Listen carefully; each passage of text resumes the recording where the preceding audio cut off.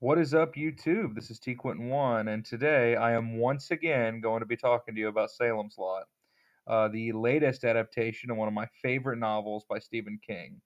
I was pretty excited about the prospect of getting a modern film of the story, even though I do think Toby Hooper's miniseries holds up pretty well, especially considering it's from Gary Dauberman, who was one of the main creative voices in the It remake, which is one of my favorite horror films the last 20 years. And regardless of what I say in this review, I do want to clarify how glad I am that this film did get released.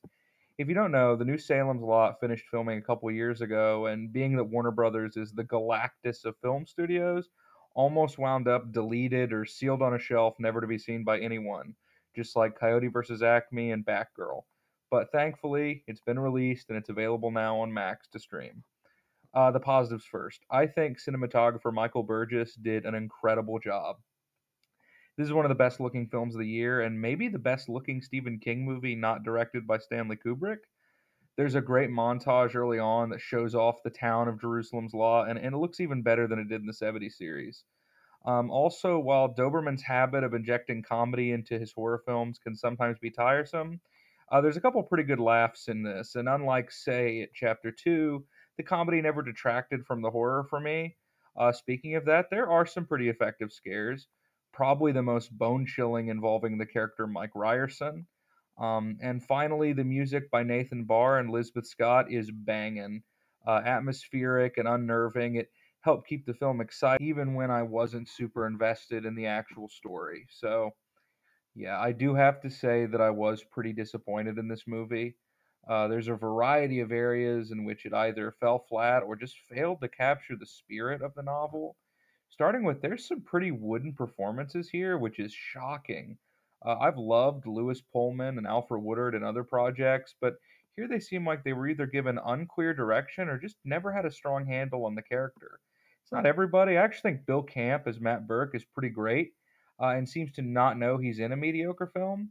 Same with John Benjamin Hickey as Father Callahan, who's handled very well in this movie and much more accurate to the book than previous adaptations.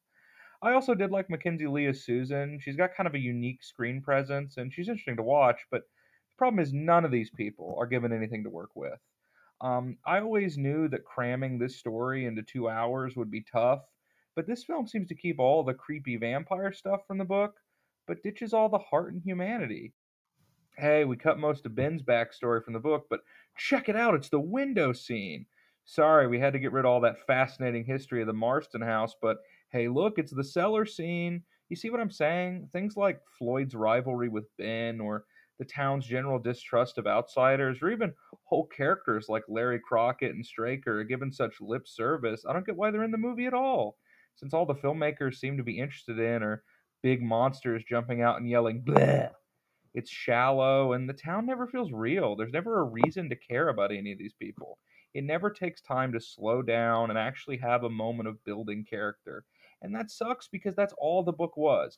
I get that you don't have room for all of it. I'm not nuts. You only have 2 hours. But at the same time, you should have room for something.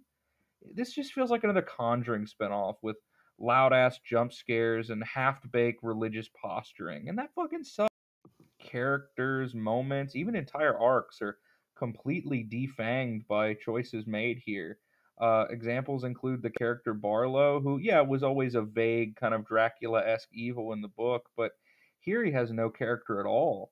Or the third act, which has been significantly retooled. I honestly think the climax to this is pretty cool. But the ending is so limp and sequel baity. Again, without spoiling anything, it didn't hit at all. And characters like Mark or even Dr. Cody, they're here, but they cut out the reason they're important. So it ends up just feeling like wasted time. Look, I'm not mad, I'm just disappointed. This is a perfectly entertaining two-star movie, and especially for a horror movie released direct to streaming, you can do a hell of a lot worse. But this is one of the best books I've ever read, and this is a creative team that can and has done much better. And I can't deny that I wish they had. I'm going to give it a 6.5 out of 10. This is T Quint1 signing out.